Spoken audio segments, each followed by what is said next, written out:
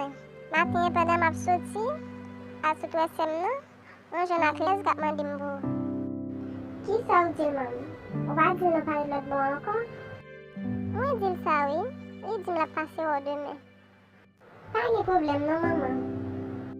Selman, lel vin la, ou al vide tri pou bali.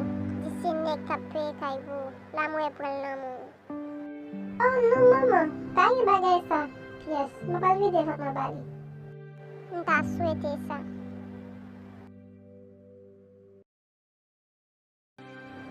Wow, regarde un bel papi lot boa. Si den sa semble pas mal, non? Te mwen aproche. Bon, e koy nan zon nan la mwen ti mwen di mwen rete.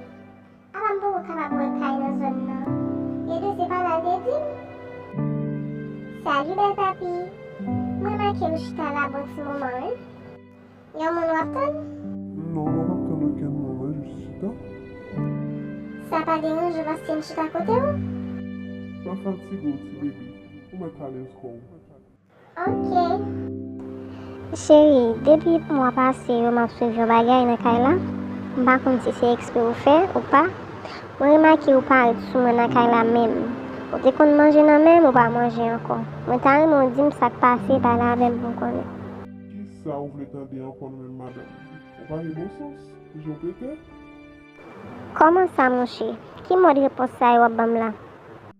Pose autant madame, ma question ça va bon là. C'est grand monde qui nous. Ok, tande, mwen kompran nou tre bien.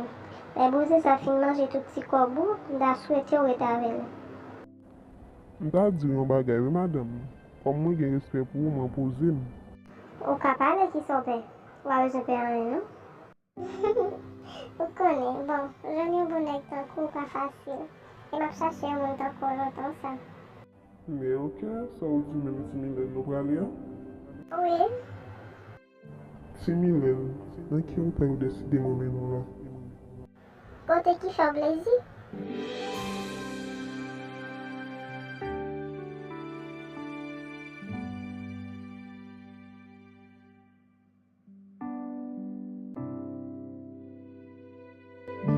Koman senti ou konen ave bebe? Mon enfant, mon cher, bon, on y a nous doit aller où? On y a un bagage pour régler dans le sang. Ebyen pa yon problem non? Nou prale? Apore tou va pale, ou a jan ti an lou? Non, pas envie de parler. Ok. Pour qui ça tout plein ça? Ebyen mwen rive, oui, ou kapap depoze m la? Mon cher, ou qu'on j'en moins plus facile pour ça. Pour une fois ou un monde, pour que tu fasses tout durer ça ou à peine, on y a la tête calme. Les pensées m'a besoin pour madame, oui. On t'a pour mon cher.